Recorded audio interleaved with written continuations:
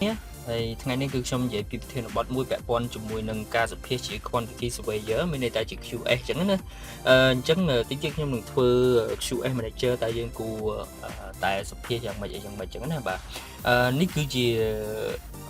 វីដេអូដែលមានតែនៅក្នុងក្រុមរបស់អ្នកទាំងអស់គ្នាទេដែលជួញជាមួយនឹងខាងសាលាព្រោះថាសាលាត្រូវ take care អ្នកទាំងអស់គ្នាឲ្យជោគជ័យនៅក្នុងអាជីពរបស់ខ្លួនឯងអញ្ចឹងណាបាទអញ្ចឹងយើងចូលទៅចំណុចរបស់យើងគឺទីមួយអ្នកនរគ្នាត្រូវត្រៀមរៀបចំ CV ឲ្យបានត្រឹមត្រូវតាមស្តង់ដារមានន័យថាវីដេអូមុនគឺខ្ញុំបាននិយាយអំពី CV របស់ខ្ញុំហើយខ្ញុំរៀបចំយ៉ាងម៉េចហើយវាមានលក្ខណៈពិសេសត្រង់ណាអញ្ចឹងណាបាទអញ្ចឹងអ្នកនរគ្នាត្រូវរៀបចំឬក៏ update CV របស់ខ្លួនឯងហ្នឹងឲ្យបានត្រឹមត្រូវទៅបាទមួយទៀតត្រូវរៀបចំខ្លួនឲ្យបានស្អាតសក់ក្បាលឯកសន្តានផ្សេងៗហ្នឹងគឺត្រូវរៀបចំខ្លួនឲ្យស្អាតណាព្រោះយើងជា QS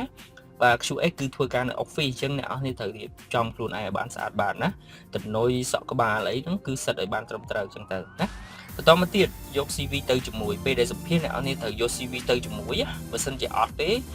ពឹងលើគេជួនកាលបើសិនជាគេអត់មាន CV របស់យើងទៀតធ្វើម៉េចទៅអញ្ចឹងអត់មានសម្ភាសកើតទេអញ្ចឹងអ្នកនរគ្នាត្រូវត្រៀម CV របស់ខ្លួនឯង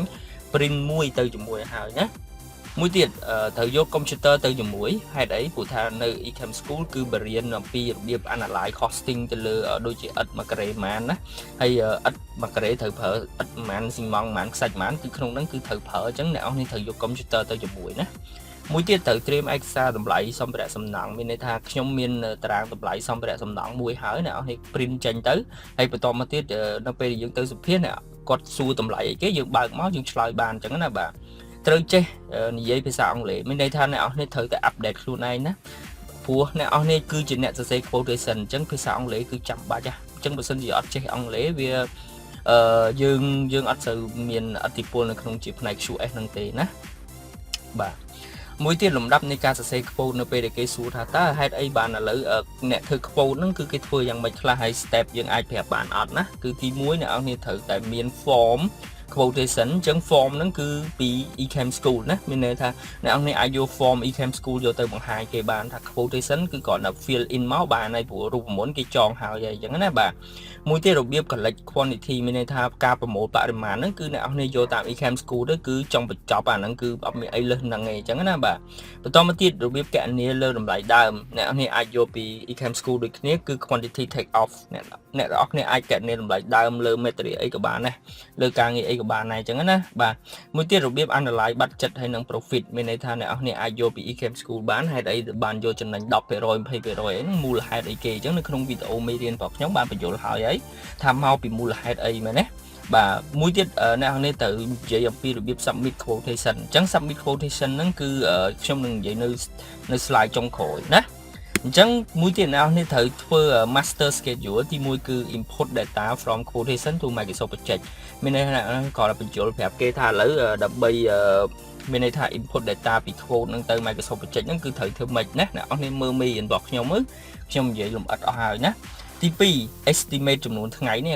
អាហ្នឹងក៏ខ្ញុំនិយាយដែរទី3គឺ print master schedule ដើម្បី submit អាហ្នឹងក៏ខ្ញុំនិយាយហើយដែរនៅក្នុងមេរៀនរបស់ខ្ញុំណានៅក្នុងវគ្គ QS Civil ណាអញ្ចឹងអ្នកនរគ្នាត្រូវរាយរាប់ប្រាប់គេថាឥឡូវ Microsoft Project master schedule ត្រូវធ្វើ3ចំណុចនេះណាអញ្ចឹងចំណុចមួយទៀតរបៀបធ្វើម៉េចយើង submit quotation គឺមានអីគេខ្លះទី1គឺ quotation ទី2 master schedule ទី3 material board ទី4 company profile ស្អីទៅ quotation មានន័យថាអ្នកនរគ្នារៀន quotation ពីខ្ញុំហ្នឹងបាទហើយបន្តមក master schedule អ្នកនរគ្នារៀនពីខ្ញុំដូចគ្នាអា material board នេះគឺក្តារប្រទេសមួយដែលយើងដាក់material ណាបាទដាក់ material បង្ហាញគេថា material នេះប្រើនៅទីតាំងណាអញ្ចឹងទៅណាបន្តមក company profile មានន័យថាបង្ហាញពីក្រុមហ៊ុនរបស់យើងហ្នឹងគឺធ្វើអីនៅកន្លែងណាពេលដែលយើង submit ណាអាហ្នឹងគឺយើងបញ្ចូលប្រាប់គេនៅពេលដែលគេសម្ភាសយើងអញ្ចឹងណាបាទហើយចុងបញ្ចប់គេនឹងសួរប្រាក់ខែយើងហើយប្រាក់ខែគឺអាស្រ័យទៅលើអ្នកនរគ្នាខ្លួនឯងហើយបើសិនជាខ្ញុំគិតបើមិនទាន់មានបទពិសោធន៍ទេយើងទាគេមុំទៅអមថា250អញ្ចឹងទៅដល់ពេលដែលយើងអាចធ្វើបានអូខេហើយ3ខែក្រោយខ្ញុំសុំ300ទៅព្រោះយើងអាចនិយាយចឹងបានណាធ្វើម៉េចឲ្យមានការងារធ្វើឲ្យមានបទពិសោធន៍សិនទៅចាំយើងយកលុយក៏បានដែរអញ្ចឹងណាបាទអូខេខ្ញុំមានតែប៉ុណ្្នឹងឯងសង្ឃឹមថាខ្ញុំនឹងព្យាយាមជួយអ្នកនរគ្នា support អ្នកនរគ្នាឲ្យជោគជ័យអរគុណ